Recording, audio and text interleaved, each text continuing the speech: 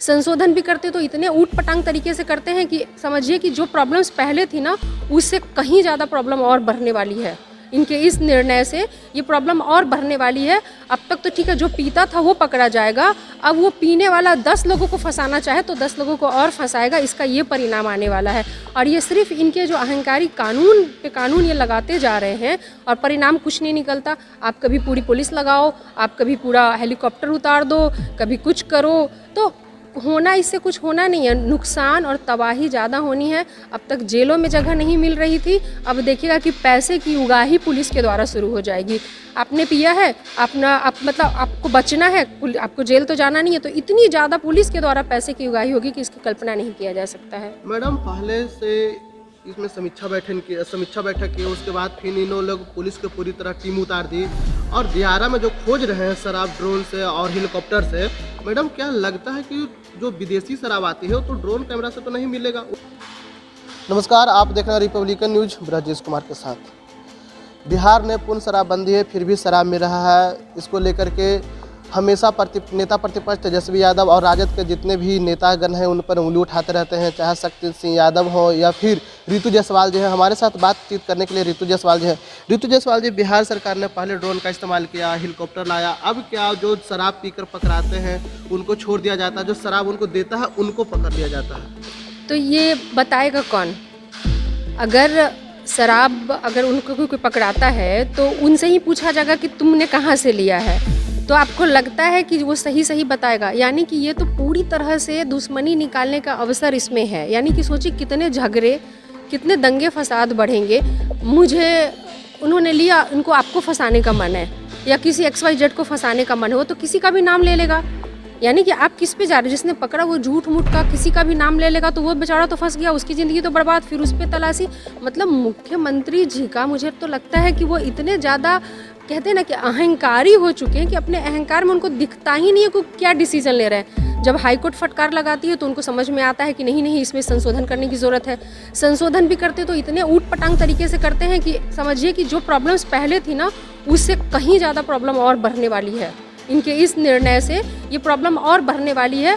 अब तक तो ठीक है, जो पीता था वो पकड़ा जाएगा, अब वो पीने वाला 10 लोगों को फंसाना चाहे तो 10 लोगों को और फंसाएगा। इसका ये परिणाम आने वाला है। और ये सिर्फ इनके जो अहंकारी कानून पे कानून ये लगाते जा रहे हैं और परिणाम कुछ नहीं निकलता। आप कभी पूरी पुलिस लगाओ, आप कभी पूरा हेलीकॉप्टर उतार दो, कभी कुछ करो, तो होना इससे कुछ होना नहीं है। नुकसान और तबाही ज़्यादा होनी है। अब तक जेलों में जगह नहीं मिल रही थी, अब देखिएगा कि पैसे की उगाही पुलिस के द्वारा शुरू हो जाएगी।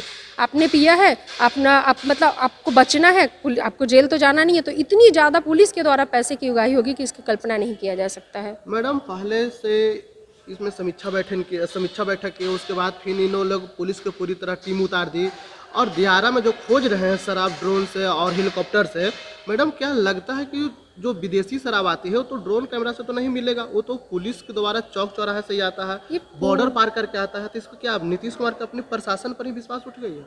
अभी जब आपने समीक्षा बैठक की बात की और वो कहते हैं माननीय मुख्यमंत्री नीतीश कुमार जी कि जब हमने ये निर्णय लिया था तो अकेले तो शराबबंदी का निर्णय नहीं लिया था, सभी पार्टियों के साथ संयुक्त रूप से निर्णय लिया था।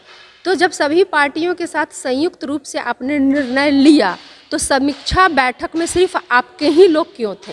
क्या समीक्षा बैठक में विपक्ष की तरफ से किसी को बुलाया गया? क्या वैसे लोग जिन पर आप हमेशा ब्लेम करते हैं कि उनका भी समर्थन था? तो समीक्षा बैठक जब होती है तो सिर्फ आपके ही अधिकारी और आपके ही लोग होते हैं और आप अपने आप से ही निर्णय ले लेते हैं और दोष थोपना होता है तो आप विपक्ष पे डाल देते हैं। समीक्षा का मतलब होता है मैडम कि सब हर तरह से समीक्षा, मतलब कि हर सभी दल के लोग हो, सभी हो, बिल्कुल खुद पदाधिकारी के साथ में बैठक, बिल्कुल वही तो मैं कह रही हूँ कि उनकी समीक्षा आपस में ही हो जाती है और आपस में ही वो निर्णय ले जाते हैं। सिर्फ ब्लेम थोपना होता है तो विपक्ष का इस्तेमाल और जंगल राज का इस्तेमाल वो ब्लेम करने के लिए सिर्फ करते हैं। यही इनका राजनीति का इनका स्ट्रैटेजी यही रहा है मुख्यमंत्री जी का।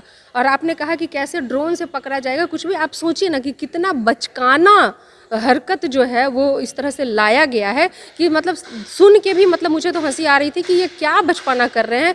या तो कहते हैं ना कि सच में मतलब जब उम्र होता है तो दिमाग इंसान का बच्चे जैसा हो जाता है, या एक बुजुर्ग का दिमाग नहीं कहते बच्चे जैसा हो जाता है नॉर्मल भाषा में। अच्छा छोड़ो, बूढ़े हो गए, इनका बूढ़े बच्चे में कोई फ़र्क नहीं होता। तो मुख्यमंत्री जी ना इतने बूढ़े हो गए कि उनके बूढ़े और बच्चे होने के दिमाग का फ़र्क खत्म हो गया है, इसलिए ऐसी बचकाना डिसीजन ले रहे हैं कि ड्रोन से देखो, इससे देखो, उससे देखो। अरे कई रास्ते हैं जहाँ से शराब आते हैं और सप्लाई होते हैं, तो इस तरीके से इस तरह की चीज़ों से नहीं चलने वाला है। अगर सही में उनको शराबबंदी को सफल बनाना है तो ढंग से सभी दल की बैठक को बुला करके और तब जा करके कोई कानून बनाए, निर्णय बनाए तो होगा। आपस में इस तरह से आप खुद ही खुद कर लेंगे तो यही परिणाम होगा। क्या लगता है कि नीतीश कुमार को शराबबंदी वापस लेनी चाहिए, क्योंकि कितने लोग बेहाल हो गए हैं? नहीं, मैं ये नहीं कहती हूँ कि शराबबंदी वापस लेनी चाहिए। कई ऐसे स्टेट हैं जहाँ पे कि शराबबंदी है, लेकिन ऐसी दुर्दशा किसी भी स्टेट की नहीं है शराबबंदी के बाद जो एक सही में मतलब ऐसी दुर्दशा किसी भी स्टेट की नहीं है कि 3.5 लाख तकरीबन से लोग जेल में भरे हुए हैं और इतने केसेस पेंडिंग है। दूसरे का नॉर्मल अगर कोई है जिसमें उसको बेल लेना है तो उसका 6-6 महीने साल भर तक नंबर ही नहीं आ रहा है बेल का। इतनी परेशानियां आप हुई हैं, सोचिए ना आप। कई बार ये बातें सामने आई कि जैसा जितना बड़ा गुनाह होना चाहिए वैसी ही सज़ा होनी चाहिए। यहाँ तो कितनी चीज़ें देखने को मिली, कितने मतलब भुक्तभोगी बन चुका है बिहार इस शराबबंदी का।